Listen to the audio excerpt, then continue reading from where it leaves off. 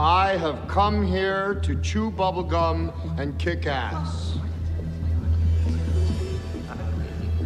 And I'm all out of bubblegum. Fala pessoal, Leonardo voltando com mais um vídeo e mais um Me Obrigaram a Fazer Review.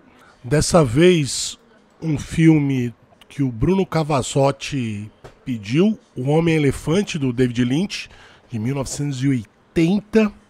Ser muito sincero, eu não assisti esse filme há mais de 20 anos. Mais de 20 anos, com certeza. Porque não é um filme que costumava passar, por exemplo, na TV a cabo. Na TV aberta, muito menos. Na TV a cabo também não era um filme que passava. É um daqueles filmes que você precisa ir atrás, né? Ele não vai brotar na sua frente como tantos outros em TV a cabo, enfim. É um filme que eu não tenho, inclusive, em nenhum serviço de streaming, para se ter uma noção, do Brasil, né? E eu tenho uma confissão a fazer. A frase mais icônica desse filme, ela tá mais associada a um episódio do Seinfeld pra mim do que ao próprio filme. Quem segue o Seinfeld provavelmente vai lembrar o episódio em que o Seinfeld está namorando uma modelo do Calvin Klein, e aí ele tá coçando o nariz no carro, ela tá num táxi, ela acha que ele tá catucando o nariz, tirando catota. E no final do episódio ele tromba com ela lá no Calvin Klein. E aí na porta do elevador ele começa: não, porque não sei o que lá, não sei o que lá. Ele vira e fala pro pessoal: I am not an animal. Eu sei que é errado eu lembrar da cena mais icônica do filme do Homem-Elefante por um episódio do Seinfeld. Mas fazer o quê, né? Seinfeld me marcou mais do que o filme do Homem-Elefante. Uma outra coisa, e isso tem mais a ver com a minha visão de mundo um pouquinho mais niilista, e que alguns vão falar que eu tô sendo um herege e tudo mais, é a questão da coragem do John Merrick, né, que é o personagem real, né, do homem, o Homem-Elefante, né, o John Merrick. Eu tenho uma visão que pessoas compartilham, algumas pessoas compartilham, inclusive pessoas com deficiência. Eu conheci muita gente deficiente por conta do meu enteado, no meu primeiro casamento, porque ele era também. Então, a questão da coragem do John Merrick, que o filme é basicamente visto sob esse ponto de vista, né? Sendo que é uma opinião dada por outras pessoas que eu concordo.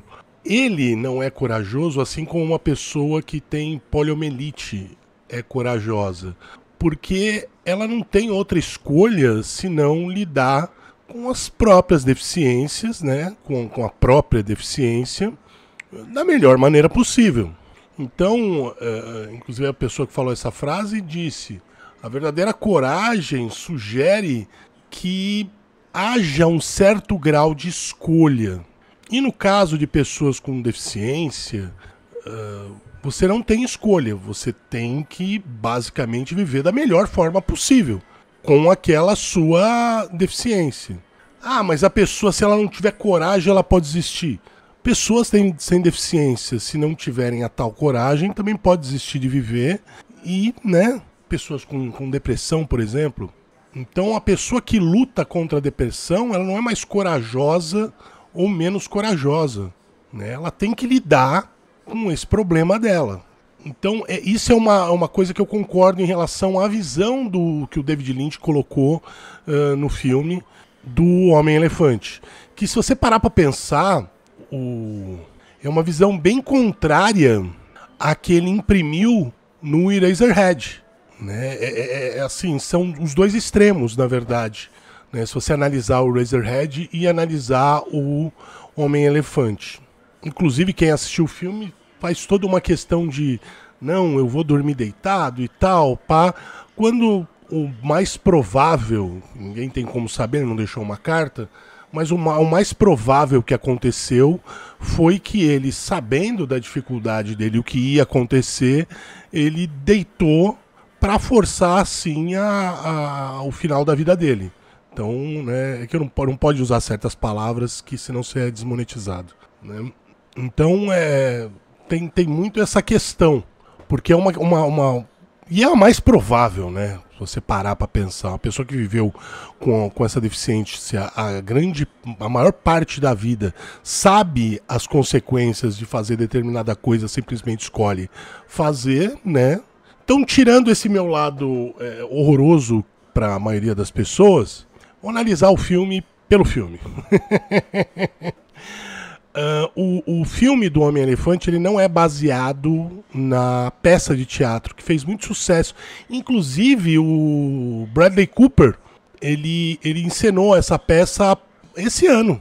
Nesse ano, ele encenou essa peça e ele escolheu não usar próteses para fazer o John Merrick, né? Para fazer o Homem-Elefante. Ele só, assim, deixou o corpo dele torto, sabe? As feições e tudo mais, mas ele escolheu não usar nenhuma prótese para fazer a peça. Mas basicamente as duas, tanto a peça quanto o filme do David Lynch, são inspirados na história dessa pessoa real, que é o John Merrick, né? Que na era vitoriana, na Inglaterra da era vitoriana, ele saiu de um freak show, né? Para ser tratado entre a sociedade vitoriana mais ou menos da mesma forma. A diferença é que ao invés de uma gaiola, né, de uma jaula, ele estava em salões, em salas de chá, né, em teatros e tudo mais. Mas ele nunca deixou de ser esse freak show para as pessoas, né? O John Hurt, que eu acho que é um dos atores, um dos, né, atores mais subestimados, né, da história, ele nunca recebeu os lírios que ele merecia, né? Ele nunca recebeu a fama que ele merecia, um ator bem versátil. Ele tá incrível no papel, assim como o Anthony Hopkins. Uma cena que é muito marcante e você vê a diferença quando é um ator de verdade é quando o Anthony Hopkins vê o Homem-Elefante pela primeira vez. Ele não fala nada, são só expressões e ele consegue transmitir tantas emoções em poucos segundos em que a câmera tá no rosto dele. Assim, é impressionante. E eu sinto falta disso, né? Com raras exceções, atores, atrizes que causem esse tipo de resposta emocional. Parece até que é sem esforço nenhum. Óbvio que existe um esforço absurdo, mas parece que é sem esforço nenhum. É impressionante, né? Então, esse filme, ele é incrível por conta dos excelentes atores que fazem parte desse filme, né? Atores, atrizes muito, mas muito bons. E nesse filme também colocam uma tônica de um amor platônico, né? Em relação ao John Merrick pela... Né? Então existe essa história de amor no filme que eu achei um pouco forçada. E a abertura também eu achei completamente desnecessária, aquela abertura da mulher com os elefantes, porque rezava a lenda que a mãe do John Merrick tinha sido pisoteada por elefantes e tudo mais, quando na verdade ele nasceu normal, né, e fisicamente normal, e até uma determinada idade não tinha nenhum problema. Quando começaram a crescer e o corpo dele começou a ficar deformado, logo em seguida a mãe dele morreu, né? O pai dele casou novamente e a madrasta odiava ele tentou fugir algumas vezes, não conseguiu. E aí a madrasta dele, como ele não estudava, porque ele não aguentava, né, o ódio gerado pela aparência física dele nos outros estudantes. E a madrasta dele obrigou ele a trabalhar e tudo mais. Ele trabalhou em algumas empresas, até algumas questões da própria deficiência dele tornarem inviável o emprego que ele tinha, né? E aí ele finalmente fugiu e acabou num circo de aberrações, né? Porque as outras vezes que ele tentou fugir, o pai dele arrastava ele de volta para casa. E ele morreu jovem, né? Ele morreu com 27 anos. Assim, não tem como deixar de falar no filme ter sido filmado em preto e branco, que também deu todo um ar, né, pro filme. O David Lynch é um excelente diretor. E não é um filme piegas. Apesar de tudo que eu falei, ele não é um filme piegas, né? Ele não é... não tem aquela preguiça. Mas é um filme sentimental, mas não, assim, não exatamente. Ele não aliena a imagem do Merrick, mas assim, ele não é tão sentimental a ponto de não racionalizar a questão da aparência dele, diferente do que ele fez no Eraserhead. É um filme empático em relação ao John Merrick, né, a forma como o David Lynch levou esse filme. E tem as cenas mais memoráveis, é ele recitando um salmo, Romeu e Julieta, e o I am not an animal, né? Que também dificilmente isso tem acontecido, porque por conta da deformidade dele e a deformidade crescente, ele teve que fazer uma cirurgia na época simplesmente para conseguir falar, né? Então obviamente muitas coisas da vida dele foram mudadas por uma questão para melhor representação dentro da história. A cidade também de Londres vitoriana tá muito, muito legal. Não é aquela coisa, sabe, um espetáculo, aquela coisa de, sei lá, meio de Hollywood, sabe, de fazer visualmente a Londres vitoriana e tudo mais. E ele usa lugares que existiam na época vitoriana e que ainda existem. Ele não fez muito para atingir esse visual que ele queria passar no filme. Obviamente é um filme de época, então, né?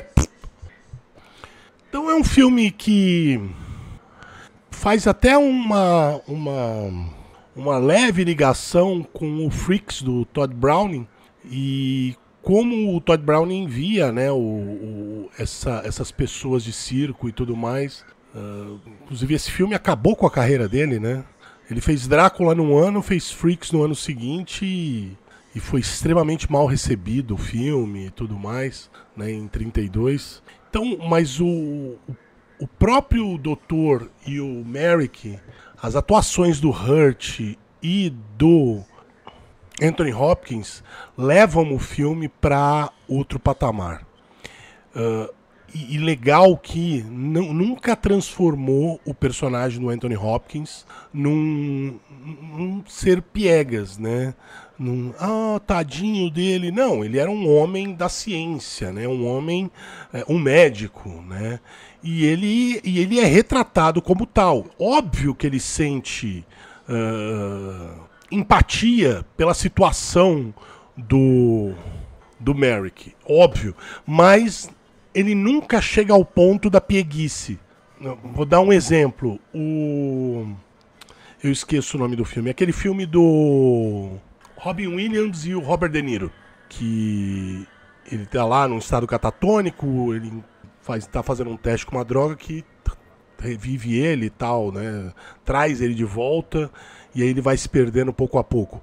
O médico do Robin Williams é extremamente piegas, né? Enquanto em nenhum momento o personagem do Anthony Hopkins, o Travis, se torna piegas, né? Isso é direção, né? Direção e ator sensacional, né?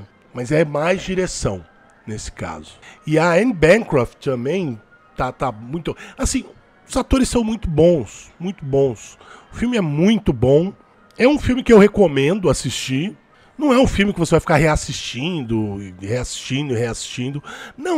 Não é um filme tão pesado quanto eu me lembrava, né? Porque eu assisti esse filme, a primeira vez que eu assisti esse filme eu era criança, depois eu assisti algumas vezes, sei lá, mais uma ou duas vezes quando era adolescente, né? Mas como um adulto eu nunca tinha assistido.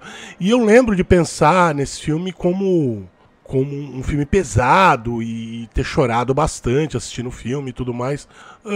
Hoje eu assisto o filme de outra forma. É claro que você se emociona com o filme, não tem como, os atores são fantásticos, mas não é um filme pesado, né? Não é um filme pesado. Pelo fato ele não é piegas, que é muito importante, sabe? Aquele sentimentalismo barato não acontece no filme.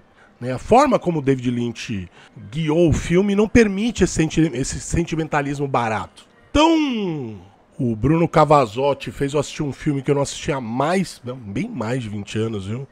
Tem uns 25 anos que é a última vez que eu assisti esse filme. Tem mais, viu? Se bobear até uns 30 anos. E valeu! Quem quiser que eu faça o review de um filme, é R$30 mais um e-mail com o título do filme.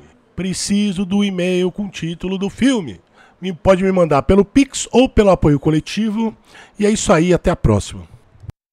Pessoal, existem 3 formas de você ajudar, colaborar com o canal. Você pode enviar um Pix, participar do apoio coletivo ou solicitar um filme através do Me Obrigar a Fazer Review. Seria legal se vocês pudessem colaborar com o canal, já que o Shadow Band já está durando aí 1 ano. E não tem sido muito divertido. Mas de qualquer forma, eu sei que eu tenho os seguidores mais legais da internet. E quem quiser e puder ajudar, eu sei que vai. Se você está pensando em fazer financiamento coletivo, usa o apoio coletivo. É esse o site que eu estou usando e, não tenho absolutamente nada para reclamar deles.